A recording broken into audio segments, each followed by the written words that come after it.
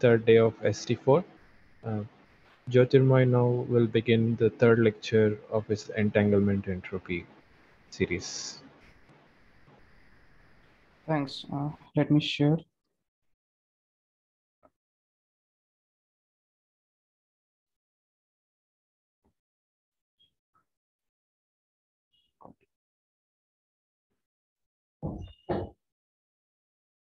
Okay.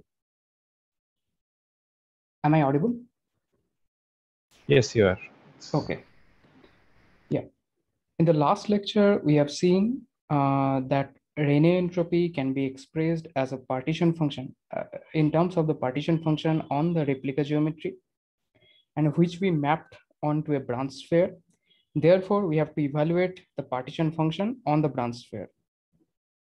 And since we are interested in evaluating the entanglement entropy or Rene entropy for 2D conformal scalar field, therefore we start with a while invariant action in 2 dimension on sphere. So this is the action on 2D sphere, which is while invariant, which you can write in the following way. Now, by integration by parts, you move 1 del mu here and you write phi box phi, where box is the spin zero Laplacian on branch sphere in 2 dimension. So what you need to know is the eigenvalue and the degeneracy, which are parameterized by two integers n and m. Q represents the branching thing, and you complete the square in the following way. And we have the degeneracy, which is given when m equals to 0, it is 1, and when m greater than 0, it is 2. I have taken these data from this source. You can look at it. Now our task is to evaluate the partition function on branch sphere in 2 dimension. The partition function on two-dimensional branch sphere can be written as d phi exponential of minus s. And by Gaussian integral, you can see this can be written as 1 over square root of determinant of spin zero Laplacian on branch sphere. Therefore, log of zq will be half of log of determinant of the spin zero Laplacian, and log of determinant can be written as trace of log of the operator delta zero. And we used this identity to replace the log of delta zero operator. Log of y can be written as integral transformation of this quantity. And therefore I write log of zq as integral d tau over 2 tau. Trace is there because there is trace outside. Trace of exponential of minus t box 0 minus exponential of minus tau. Now you replace box by the eigenvalues because you want to evaluate the partition function, and trace because there is a trace, so you replace it by sum over nm and the degeneracy factor. And we have also seen in the second term can be evaluated by using the regularization prescription I gave, which is basically u2 gnm exponential of minus n, and you sum it over, and then you Taylor expand around a equals to 0, and you collect the a independent term, and which is 0 in this case. So by the regularization prescription, the second term drops out. Therefore, you proceed with the first term. So log of zq can be written as integral 0 to infinity d tau over 2 tau, sum over degeneracy exponential of tau times eigenvalue. Now eigenvalue, we have completed the square and written in the following way. Okay. Now we introduce another regularization, and ultimately we will take epsilon goes to 0, and we'll get back to the first line. Now you notice that this summation is difficult to perform because there is a squared thing in the exponent. So our task is to linearize it so that we can perform the sum easily in a geometric sum ways and geometric series. Therefore, we introduce an auxiliary integral. I'll write it. So log of zq epsilon to infinity d tau over 2 tau 4 tau minus nu square tau. I write nu squared is minus 1/4, this factor. I've taken it out. and introducing an auxiliary integral du by 4 pi tau e to the power minus u squared over 4 tau sum over degeneracy u n plus m by q plus half. If you perform the u integral in this step, including u squared by 4 tau iu times this factor, you'll get back to the first line. Because you see, you take 1 by 4 tau outside and complete the squared and perform the integral, you'll find the first line. I do this step because I want to linearize this sum, and so that I can perform the sum easily. And this is called Hubbard-Stratanovich trick.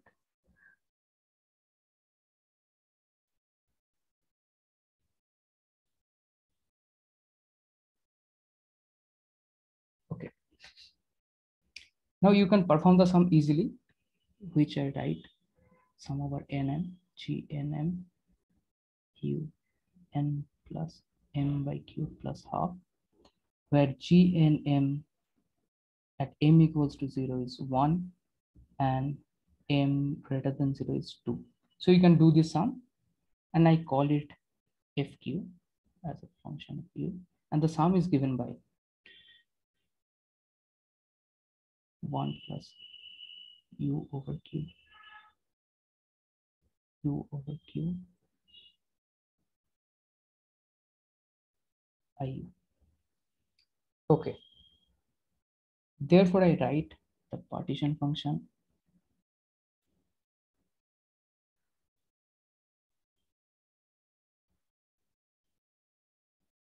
for tau e to the power minus nu squared tau integral minus infinity to infinity du by square root 4 pi tau, and this fq, the sum, this sum. Okay. Now note that u can be complex in general. So therefore, in the complex u plane, the integral is along the real axis, the entire real axis from minus infinity to infinity. Okay. So now you perform the tau integral here in this step.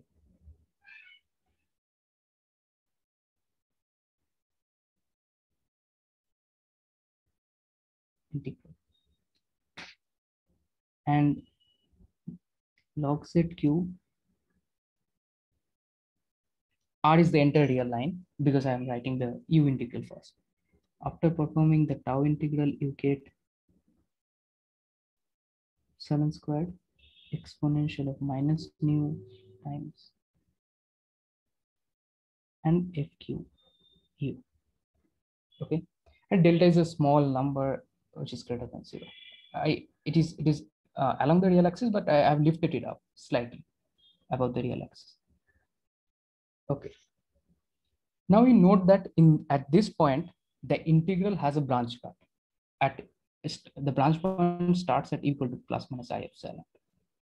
Okay, so in the complex u plane, sorry, it's not straight.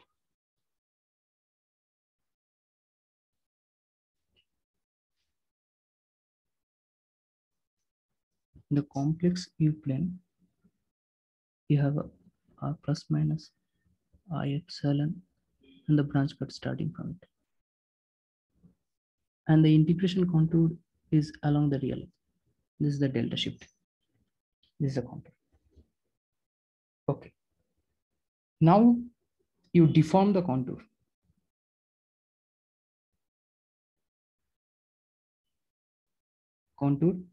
And wrap it around the branch cuts.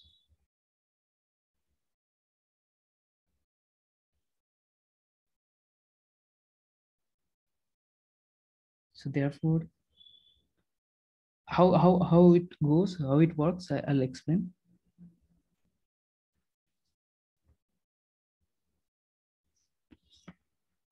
So you have a branch cut here, branch cut here.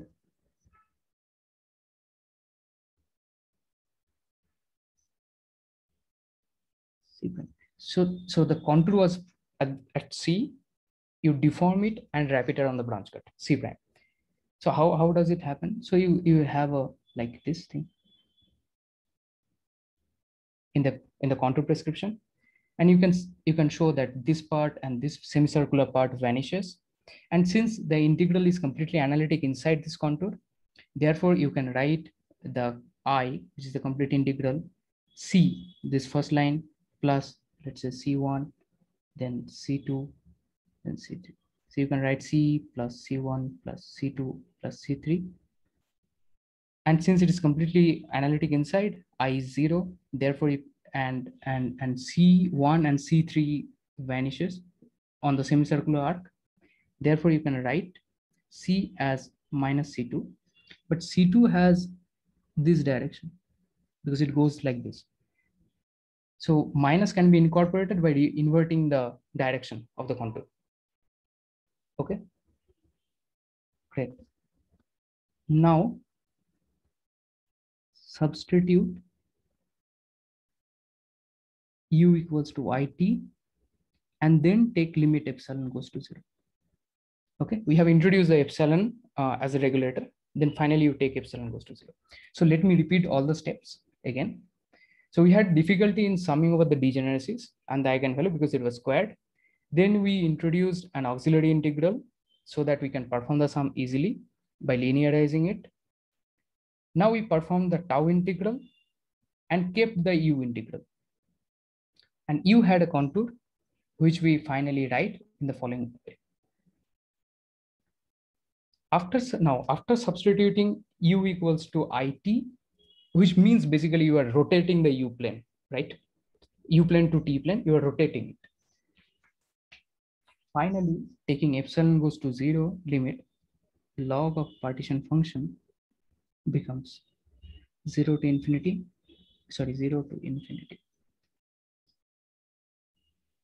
dt over 2t, because you have replaced u by t minus t by 2 plus t by 2, 1 plus e to the power minus t over q minus t by 2, 1 minus e to the power minus t. This factor comes from replacing fq u by it. You note that fq u, where fq u, you had this expression, you replace u by it and get this function. Now note that this integral is indeed divergent, and the divergence and the singularity comes at t equals to 0, because there is t equals to 0 is a divergent point. And we are also, you remember in the entanglement entropy or the expression of the Rene entropy, we were interested in extracting the log of the UV divergent term. So therefore we have to extract the log of the UV divergent term from the integral. There is a complete prescription given in that Denev's paper, which I mentioned yesterday. I think I posted it in the Slack group. You can see the complete UV regularization prescription in that paper. But in a quick way, you can obtain the UV divergent part by extracting 1 by t part of this integral. 1 by t part. Why? Because we are interested in the log of UV divergent term. dt over t gives you the log. So therefore, you can extract the log of UV divergent part by expanding the integrand around t equals to 0. So you expand the integrand around t equals to 0 and collect the coefficient of 1 over t. And that gives you the log of UV divergent term. In 2 dimension, in this integral, you Taylor expand it and you get it. You'll get it quite easily. So I'm giving you the answer. So log of ZQ, the UV part, is given Q plus 1 by Q. Okay. Now we have evaluated the log ZQ, the UV divergent part or log of UV divergent part, which is the universal contribution of the Rene entropy. And therefore you can substitute it back in the expression of Rene entropy. ZQ minus Q log Z1. 1 minus Q plus 1 by Q minus Q over 3. Correct. Now you simplify this simply. What you get finally is log of q1 plus q over q. I think this result is quite familiar. This is the Rene entropy, precisely the Rene entropy of 2D scalar. And therefore, a 2D scalar, therefore the entanglement entropy can be obtained by taking limit q goes to 1, which is 1/3. So you might have seen the entanglement entropy, the expression of entanglement entropy or the Rene entropy is given like SQ is C by 6, Q plus 1 by Q log epsilon with the EV cutoff, or entanglement entropy C by 3 log epsilon. So for the single scalar field, real scalar field, C is the central charge, C turns out to be unity, and therefore you get the entanglement entropy or the Rene entropy in the following way. Okay. Is there any question? Should be 1 minus q square, right? 1 minus q squared. I mean, just algebraically, like 1 over 6 q plus 1 over q minus q by 3, right? Or minus q by 3, correct? Yeah, so then it's like okay, that algebra. Okay, let me just carry it out. So q by 3 minus q by 6. Oh, yeah. So that becomes 1/6 q minus q by 6. You have 1/6, 1 minus q, and 1 minus q squared, right? Therefore, 1 plus q by 6q. There is, yeah, that is q. There is a q. Yeah. I mean, I missed the 1 over 1 minus q. Sorry. Okay. Rohit had a question. I had the similar question. What? Sorry. I had the same question as Shubham. Shubham. So what is the question? Sorry. No, it was just a calculation. Okay. So is it okay now? Yeah. Okay. Fine. Great. So this is the derivation for the entanglement entropy of a 2D scalar. Now we would like to generalize it for arbitrary dimension.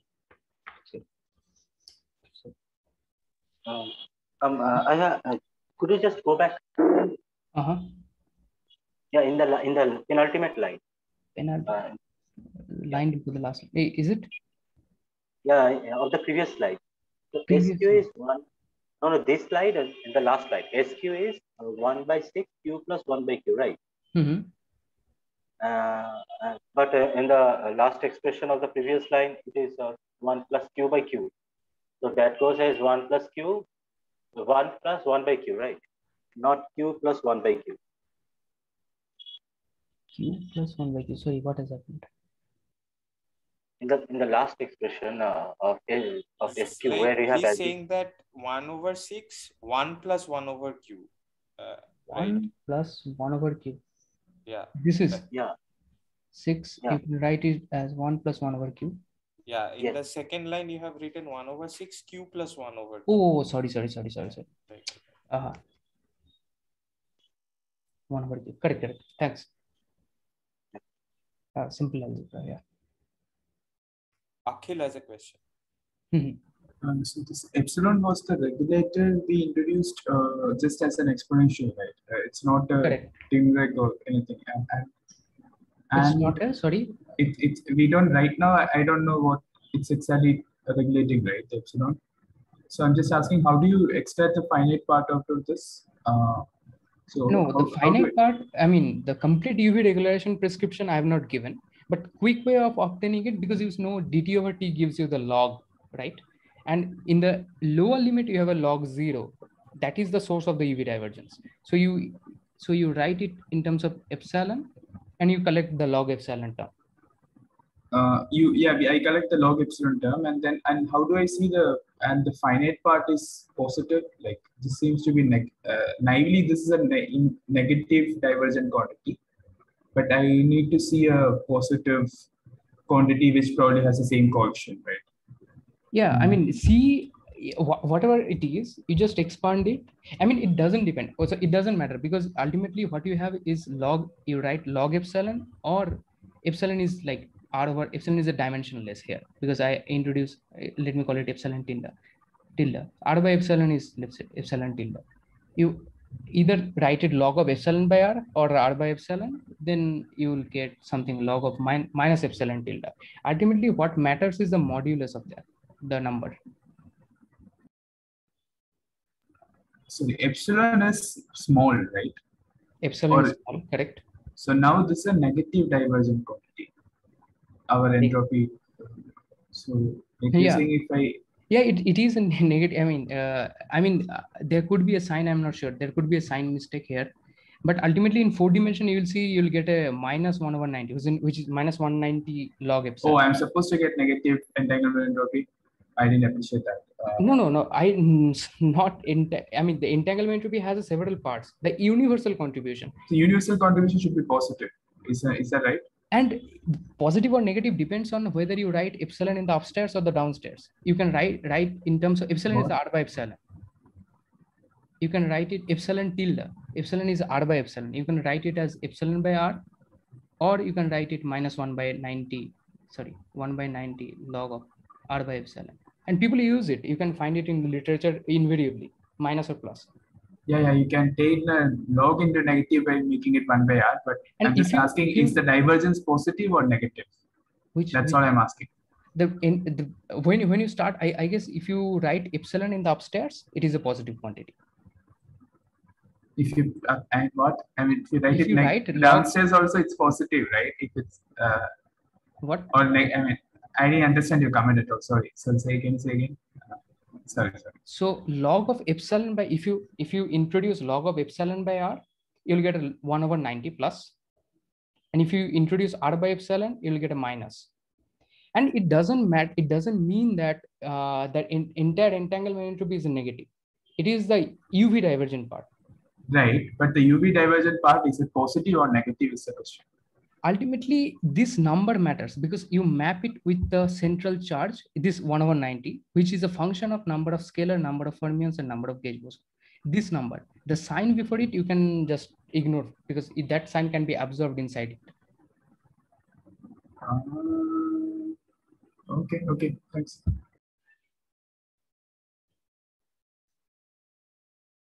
Is it okay? It's actually not, but like I guess we'll just move on. Yeah. And I'm not happy with the fact that the divergence. I would have expected positive divergence in the entropy, and I'm not happy with the expression that it can be just absorbed into something. Yeah. Okay, thanks. Okay. I mean, as you said, like there is a difference between like, I mean, it is a measure of the central charge of the system, right? Of course. Now, usually, right? I mean, yeah. Now, by just changing signs, you can have a ghost system or a non-ghost system. How do you know? Like, I guess, I mean, probably. But when you call the gauge, now central charge is a function of scalar gauge boson. I mean, the ghost doesn't come there.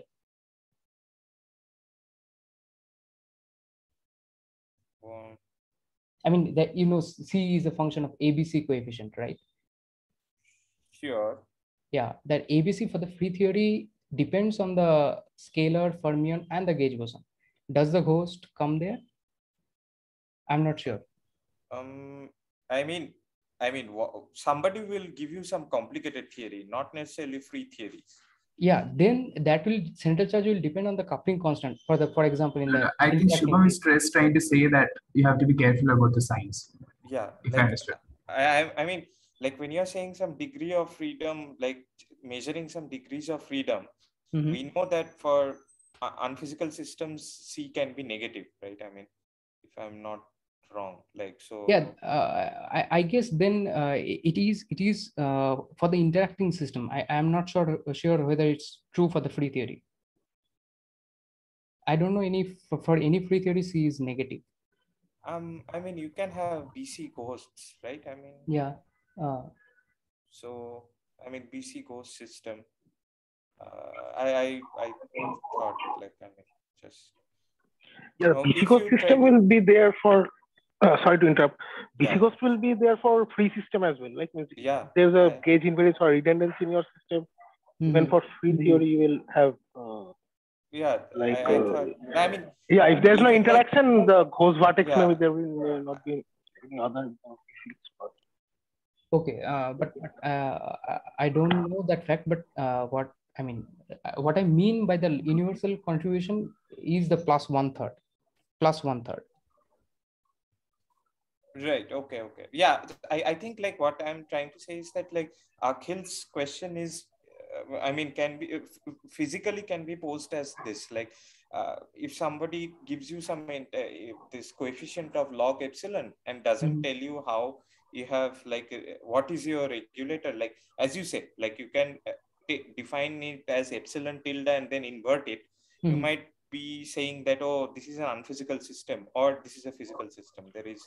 So he's computing entanglement entropy, right? Entropy counts the number of kind of physical states. So yeah. So, but no, I'm saying that like as Akhil was saying that I mean just a bit before that he said that like the negative sign you don't need to worry about, right?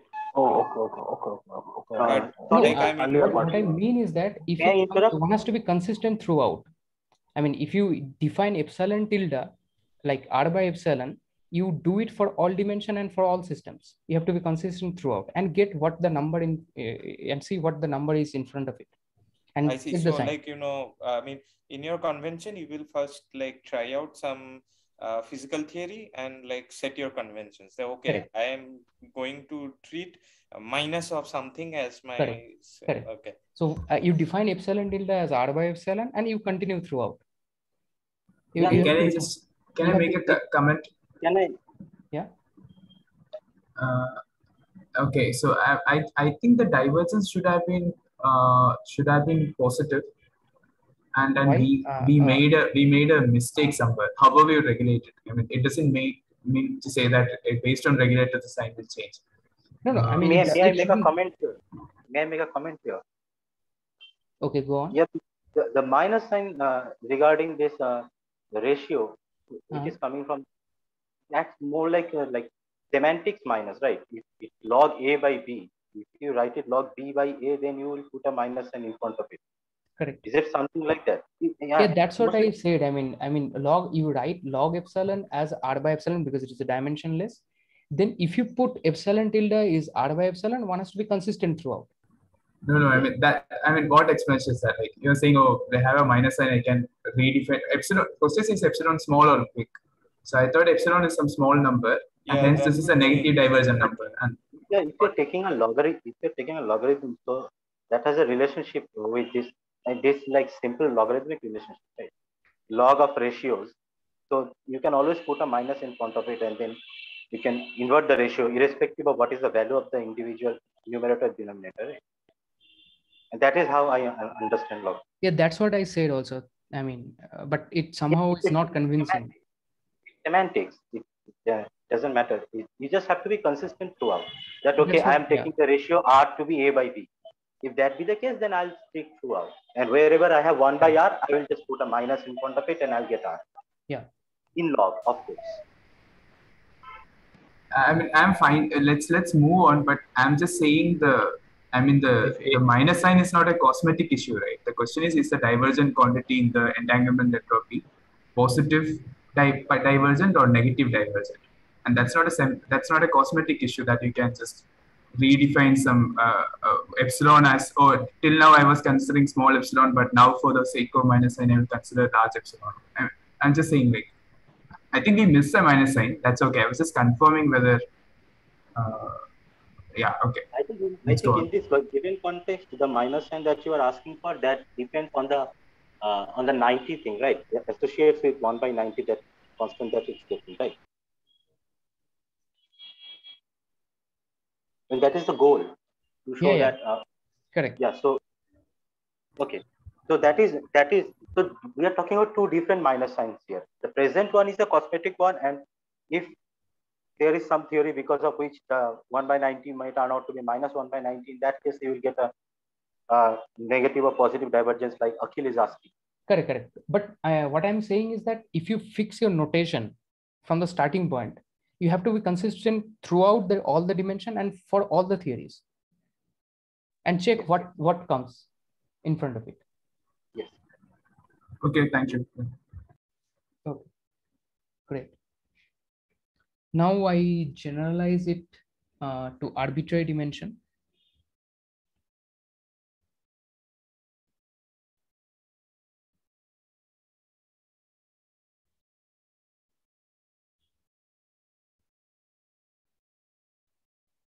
Branch sphere, and this is for conformal scalar.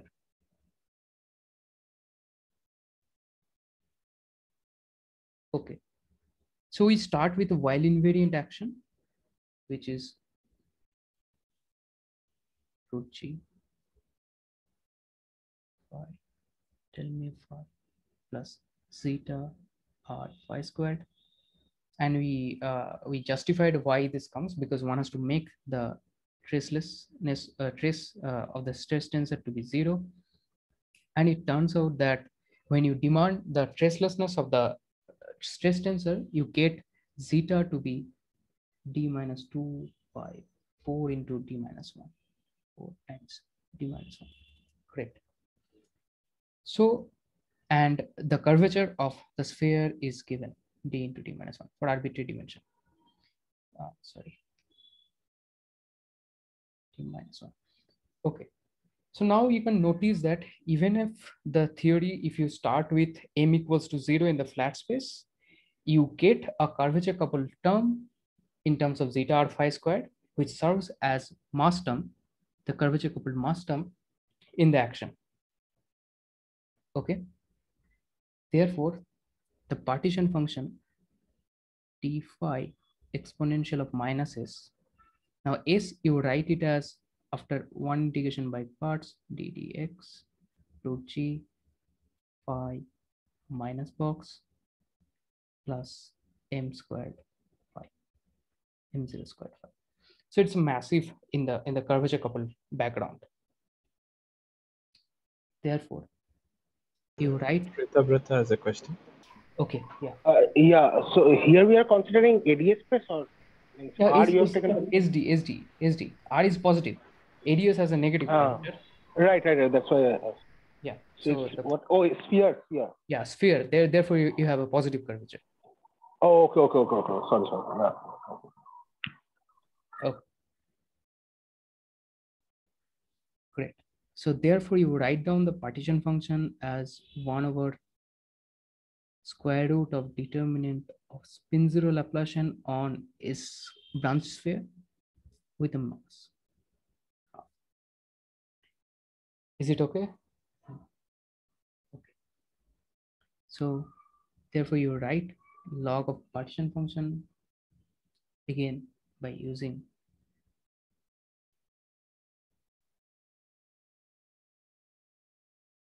tau trace of exponential of minus tau minus box squared minus tau. Okay, this is the same step. Again, you replace trace and eigenvalue because that's what you want to evaluate. Some m. Any question? Exponential of minus tau lambda nm minus tau. Now I'm giving you the data again. The lambda nm in arbitrary dimension for scalar field is it is from the same reference. D minus 1. Again, you complete the square. You, I guess, d minus 1 by 2, the whole squared minus d minus 1 whole squared by 4. And the degeneracy is given by when m equals to 0, this is n plus d minus 2, d minus 2,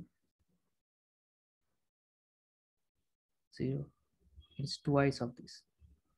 And it comes from the boundary condition basically. So if you look at that paper, you can find out how, I mean, one has to solve the scalar Laplacian on the branch sphere, and depending on the boundary condition, you get the eigenvalue and the degeneracy vectors. Okay. Now you follow the same prescription of what I have given to evaluate the partition function, like introducing an auxiliary integral, linearizing the sum. You can get arbitrary FQU for arbitrary dimension. You find FQU for arbitrary dimension. Okay, you plug it back, and to collect the log divergent term or the universal contribution, what you have to do is again you expand it around t equals to 0 and collect the finite 1 by t coefficient. And what you'll suppose you'll get something. Set q as a function of aq, some function of aq. Now you plug it back in the expression of entanglement entropy, 1 by Rayleigh entropy. Z1. And you get a polynomial, some function of q epsilon. And you check it in various dimension. For d equals to 4 or 4 dimension, you get the universal contribution to be 1 over 90, which I just mentioned. And you can check it with the numerical thing that I have given in that paper in the first or second lecture. And it precisely agrees with this number, what we have obtained analytically. Okay. And this is the derivation for the arbitrary. And arbitrary, I mean, this is just the simple generalization of the 2D. All you have to know is basically the eigenvalue and the degeneracy factor. And you just proceed with the prescription I have given in the first part. Okay. Any question?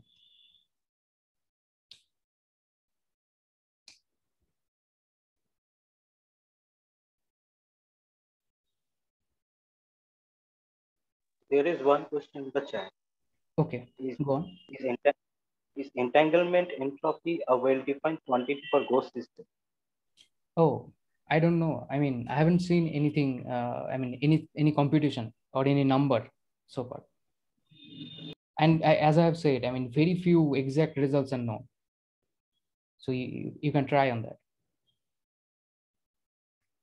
I mean, if I give you a action, like as you have written, S is equal to some D2X something. I mean, you can just compute the you thing, can compute the partition function, but the system has to be conformally invariant because we have used the conformal mapping. Yeah, then you can surely you can do. Right, and there are examples of such systems like PC ghost systems. So like I think like, yeah.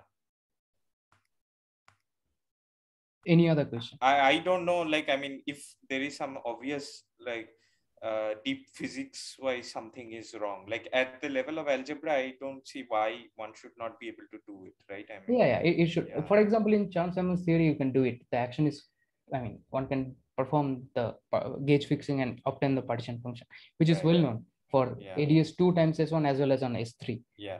Because it's conformal in 3 dimensions, so you can perform the partition function. You can perform the computation for the partition function and try to evaluate.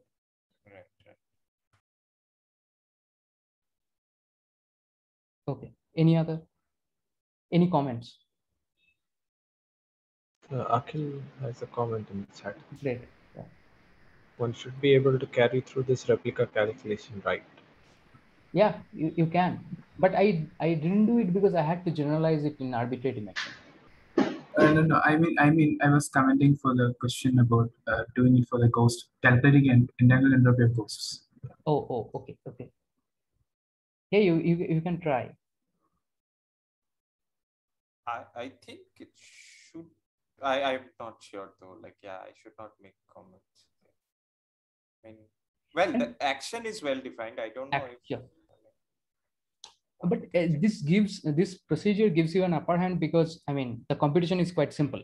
You obtain the partition function instead of doing the replica tree. Yeah. And this is quite I feel quite linear. Yeah, this calculation, from this calculation, it seems like this one can just take a BC ghost system and like do it, right? I mean, if I'm not wrong. May I make a comment here? Kind of. Yeah, sure. So, like you were saying that BC ghost means probably by, like you said, calculationally one can probably carry out this procedure, but physically, because you'll have only a BC ghost system when you have some redundancy in your description, right? Whatever theory you are doing. Physics-wise, I don't know what sense it. Yeah. So means what my understanding was that entropy counts only the physical microstates, means log of the microstate. That's only true. counts the physical microstate. Once That's you true. Given, because your whatever your ghost action, whatever, it will depend on what gauge you are fixing, right? Correct. The only ingredient thing is the number of number of physical states. So can I make another? Let me make another comment. So for example, in U1 theory, so suppose you have a Maxwell theory on S4. So the partition function is a ratio of ghost divided by the transverse part, right? So when you evaluate the log of partition function, it becomes the partition function of the ghost as well as the transverse part, right? But it turns out that the physical entropy comes only from the transverse part, and the ghost doesn't have an entropy. I mean, because the ghost doesn't contribute to entanglement entropy. To understand that, one has to understand the Hilbert space of the gauge theories, which I think Soni and Trivedi had done. And they had an expression that only the extractable part of the entanglement entropy comes from the transverse mode, not from the ghost. I mean, this is some statements. I mean, so one has to carry it out. I mean, how the extractable part or the physical part of the entanglement entropy comes, and the non-extractable part.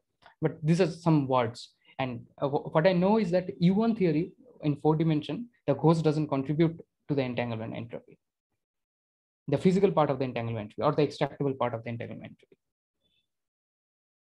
But if you try to do it in this manner, then you get the partition function. You will get the partition function, true. But is it? I mean, I'll come back. So is it the entanglement entropy? That is the question, because you have another space like which is conformally equivalent, which is ADS 3 times S1.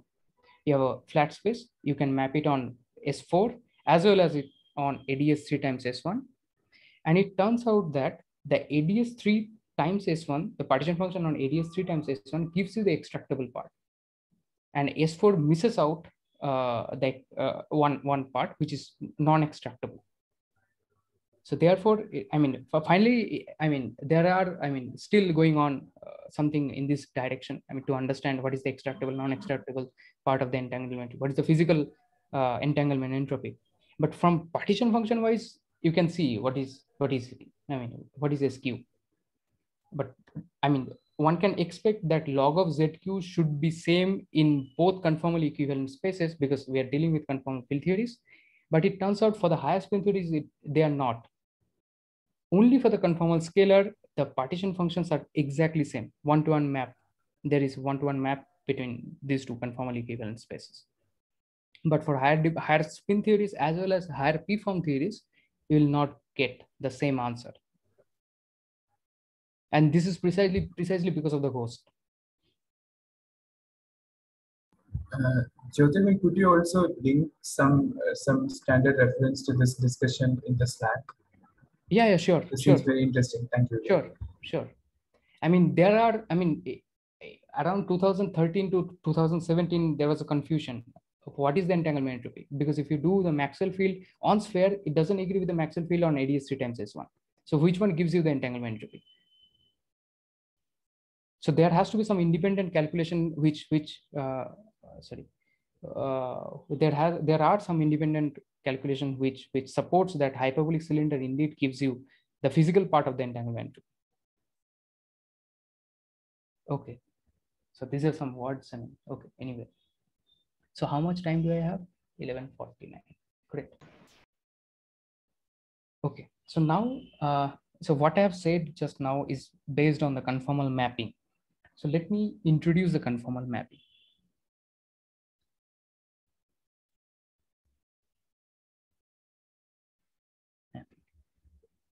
A flat space on two, one which which we have just seen, which is the branch sphere, and there is another space. That's one. This is called the hyperbolic cylinder.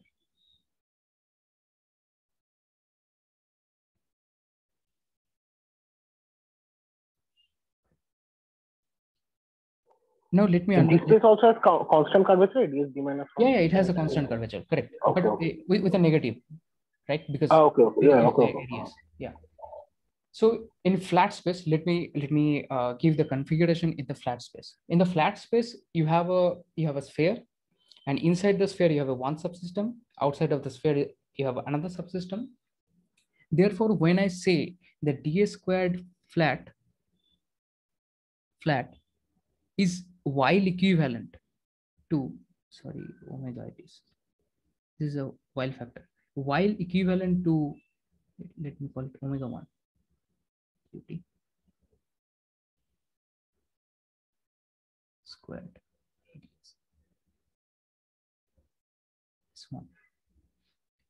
This is the while transformation. Yeah, you can go on. So, sorry, just to ask another one more question. Like if you like, for example, in higher dimensions, take like chiral gravity nodes. Okay. Like, of course, like in chiral gravity nodes, like you need to gauge fix. So Of you're course. saying that for computations on SQD and ADS D-1 cross S1Q, you will see a difference in correct that for the higher spin theories. I mean, it has been shown explicitly for higher spin bosons, and we have shown it for higher spin. I mean, Denef et al. They have shown it for the higher spin symmetric spinous theories, and we have shown it for the higher p-form theories, antisymmetric p-form theories. I'm asking for spin 3/2. Spin 3/2 hasn't been computed yet. Okay. Nice. Okay. Because you know the high spin, high symmetric, there are Vasiliev theories and so on, so you can explicitly verify. But in spin 3/2, non-integers higher spin. Non-integer higher, it hasn't been done. The there is one difficulty to as I have said, to evaluate the partition function, because the spectral measure and the spectrum is not known yet. So one has to solve the spectrum on hyperbolic cylinder as well as on sphere. Right. Yeah, you mentioned in the Slack, I suppose. Yes. So it hasn't been done. Okay. So in the flat space, you have, so the flat space is conformally equivalent to these two spaces, where omega 1 and omega 2 are two while factors. I'll show how this space and this space are related by while transformation. Okay. So now at this point, we have a flat metric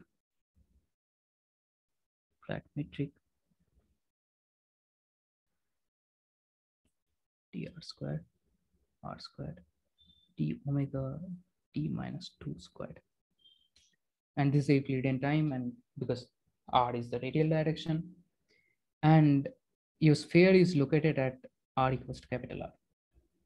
Okay. Now you introduce complex coordinate,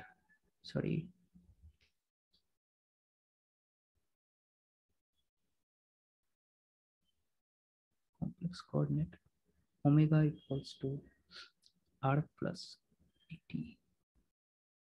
Therefore, you can write d squared flat d omega bar plus omega by 2 whole squared d omega d minus 2 whole squared. You can see d omega bar is dr plus it, and dr minus it multiply, you'll get this one. Now I am using a transformation. Use a transformation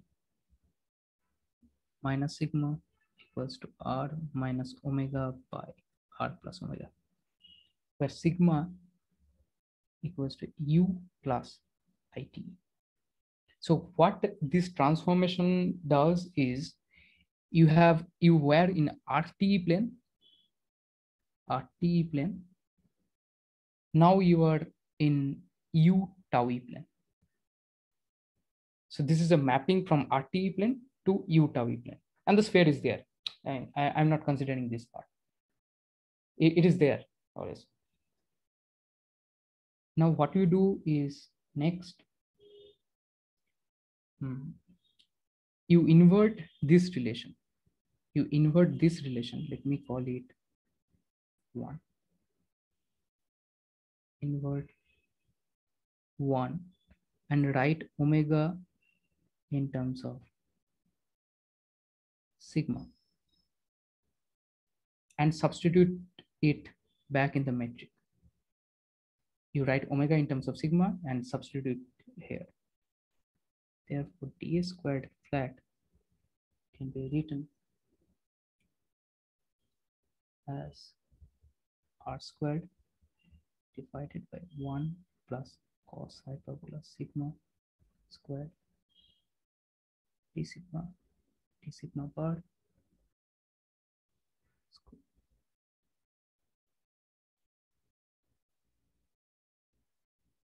square, which you write again omega squared. Now you replace sigma by this u plus it. Get d tau squared plus r squared du squared sine squared hyperbola u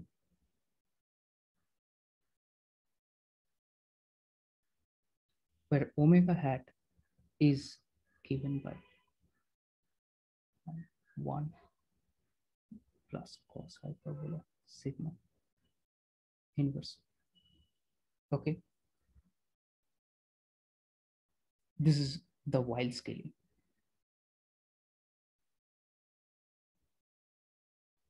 So now you can look at this metric and you identify this is indeed the ADS d-1 metric, where u is the direction on that ADS.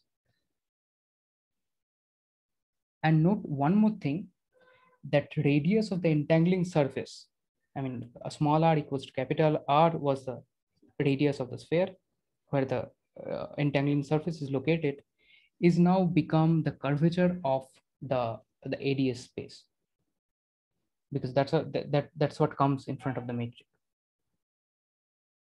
So okay, so therefore we write ds squared flat equals to omega hat squared ds squared ADS t-1 times s1. Okay, great. So I mean, I have shown the mapping of a flat space onto a hyperbolic cylinder. That's what it gives, that the flat space and hyperbolic cylinder are Weil equivalent spaces or conformal equivalent spaces. Therefore, you can write down the metric, or you can evaluate the partition function on the flat space, and you can evaluate the partition function on the hyperbolic cylinder to compute the Raynaud entropy or the entanglement entropy for the flat space, at least for the scalar for now. Okay, any question, comment?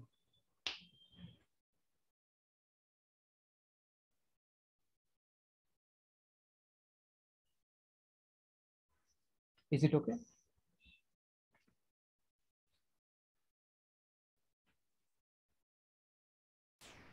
Yeah. One question. Yeah. One second. For today, I'll stop it here, and now I can just have a discussion. I mean, I'll stop it here, because from next class onwards, I'll introduce the partition function on hyperbolic cylinder and evaluate them in a separate technique. So for today, I'll stop it here. Yeah. In that case, we can stop the recording here. Yeah, you can stop. Maybe we can all. I mean, I was just thinking that we can record the discussion also. Like, if, like, since anyways, like, I mean, we were planning to record the 12:30. Okay, I mean, sure. Yeah.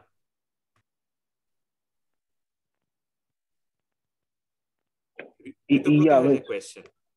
Yeah. What I was asking, that here we have, maybe we'll do it later, but anyway, I'm asking, and but so this relates the metric of the flat metric to the hyperbolic cylinder. Correct.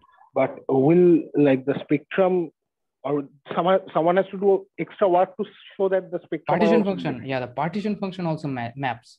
You have to show it. Yeah, but that from here it is not like very apparent. Yeah, it is not very apparent, but the starting point would be like you have trace of rho a to the power q, correct?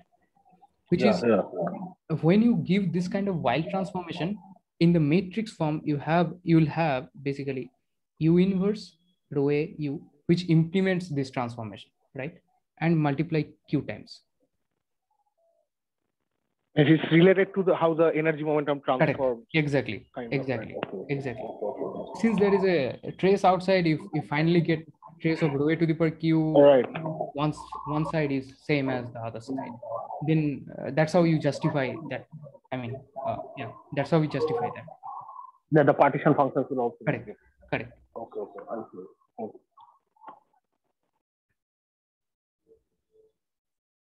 Any other question? Can you tell me, can you repeat that comment about higher spin theories where something going wrong? I didn't exactly understand.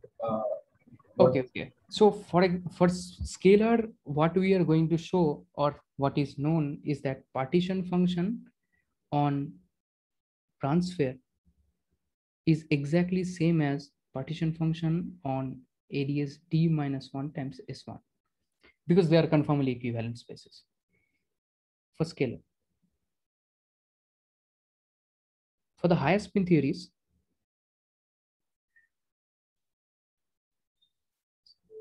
partition function on transfer equals to partition function on ADS D minus 1 times S1 plus some extra correction.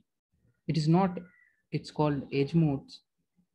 And these edge modes are identified with a lower spin partition function in 2-dimensional lower spaces. It is the lower spin partition function in D minus 2 dimension. These are all D-dimensional object, and it's called the edge modes. This is the statement that Denef established for spin S theories, symmetric spin S. Okay, so the statement is like, though these are conformally equivalent, SQ power D doesn't have any boundary, right? But ADS D minus 1 times S1 has a boundary. Correct. And then these theories have additional some edge modes, therefore the partition functions don't match. Yeah. And so, and there, and we have shown for the P forms, this is a symmetric spin S theory, this is an anti-symmetric one. And we have, because I mean, the one form is the Maxwell, because we had always in mind the Maxwell entanglement entropy. And it turns out that partition function on SD for P form is partition function on ADS D minus 1 times S1 plus the edge mode, which is P minus 1 form object in D minus 2. It seems quite trivial to generalize, but it's not. I mean, the structure of the partition function are quite different. So then I don't also have any reason to think that when we started with planes, right? And then we mapped it to sphere, and then we mapped it to SQ power D. Correct. Mm-hmm. So even even there, I don't have any reason to think that the plane ka partition function and the sphere ka partition function is identical, right? Is that also that is the plane ka partition function and the sphere ka partition function are exactly same. There's no additional edge modes. No. But it differs with a hyperbolic cylinder. It differs with a hyperbolic cylinder, and these two things are known only at this point of time. The higher spin fermions are not known. The statements precisely. It could be different. It could be same. We are not sure. For fermions, it is known. I mean, it seems trivial to, but I mean, trivial to generalize. But we have to. I mean, do. It has not been. It has not been done. Computed. That's true. But the claim is that for that also there will be edge mode. Yeah, we expect that. Okay. I have two separate questions. Okay. One is more relevant, so I'll ask that first. So in this case, when you are writing, say, this DNF relation that takes you ADSD minus 1 plus H moves. So suppose we are computing the entanglement entropy using this partition function. Okay. Then you showed that to like regulate the UV divergence, you have to use the cutoff epsilon. Correct. So I'm guessing it will be used for both the cylinder and the edge, right? Correct. I mean, if you have to show the partition functions are exactly same, not the log coefficient. I'm talking about the entire partition function. You have to map the entire integrand, not the 1 by t coefficient, entire integrand. So actually, so you have to map the entire integrand. Yeah. I mean, so my question was that are these two cutoffs related? If you have like a the regulation prescription is same. Actually, let me mention that. Actually, DNF had evaluated the partition function on SD and also ADSD. He didn't have ADSD times S1. So we evaluated, we checked that this equivalence statement. So DNF had independently ADSD and independently ASD. They didn't have ADSD times S1. Okay. So you have to first write down the action on the ADSD times S1 for spiness as well as the P forms, then gauge fix it and come down to a point where the partition function, we have shown that the integrand of the partition function are exactly matched, exactly same, plus some correction, of course. For the scalar, the integrand are same. Okay. Therefore, the integral is same. And the second question is that you here showed for conformally coupled scalar. The same thing will go for, say, twist operators, like when these phi's have. We expect that. One can expect that it should go through. Okay.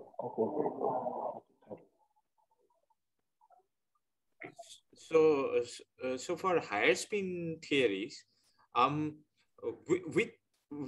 so the calculation from which of the two sides is actually giving you the entanglement entropy? Like it turns out the hyperbolic cylinder gives you the physical part of the extractable part. So this you compute how in higher dimensions? Partition function?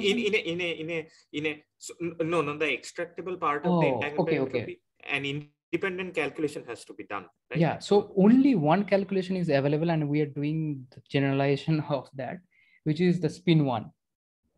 Is it the Sony Trivedi? Yeah, it is the Sony Trivedi thing. I see.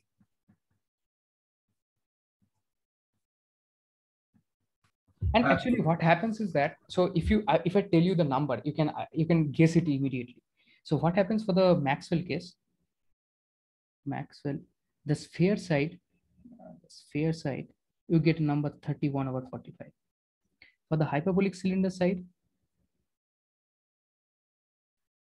you'll get 16/45. Now the difference of them is 1/3. Now you can guess the number where it comes from. It is precisely the number which we just obtained, S2 ka term.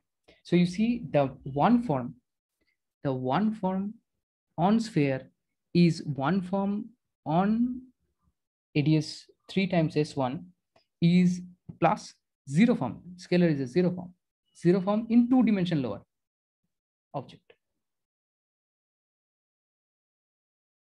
So first the numbers when noticed, I guess, then the speculations. Yeah, it started with this speculation. Just from is there a way to understand this? Just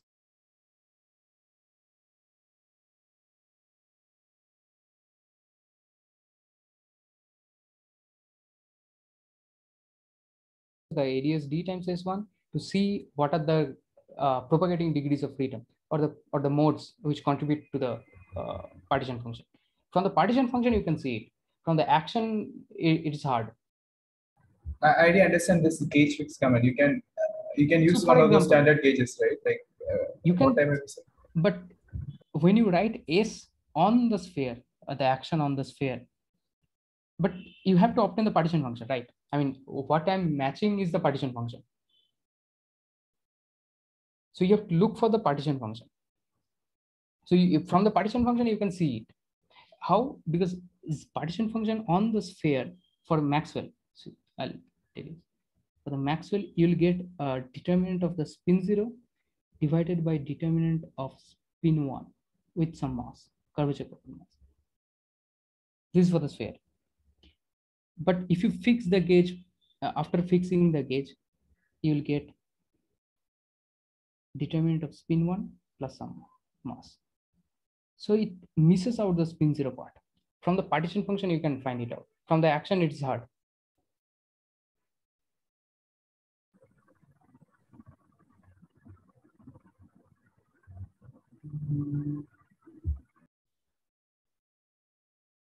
Is it okay? Yeah, I didn't.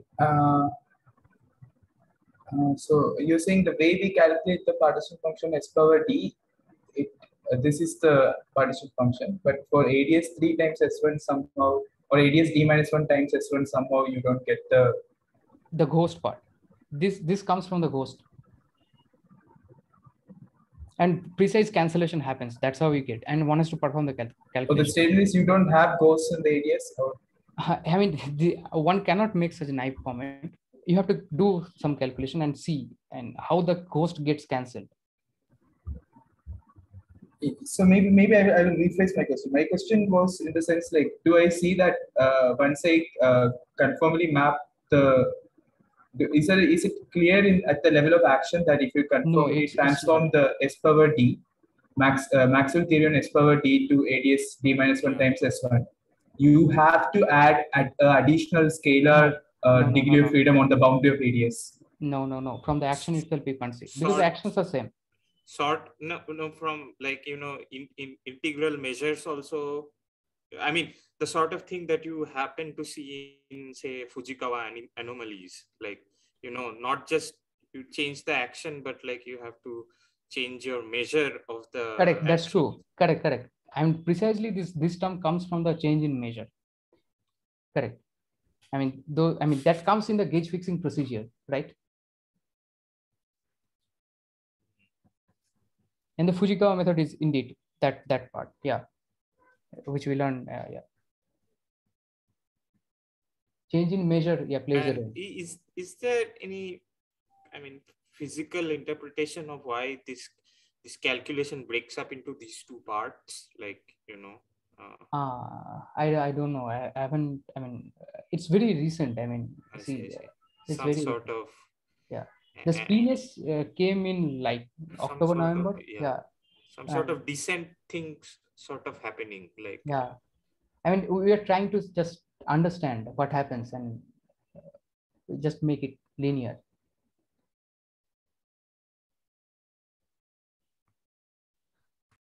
Okay.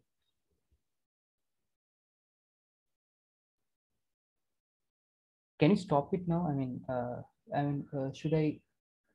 Because I mean, I don't have anything to say from. Okay, like if there are no more questions, I guess we can stop recording. Like. Okay.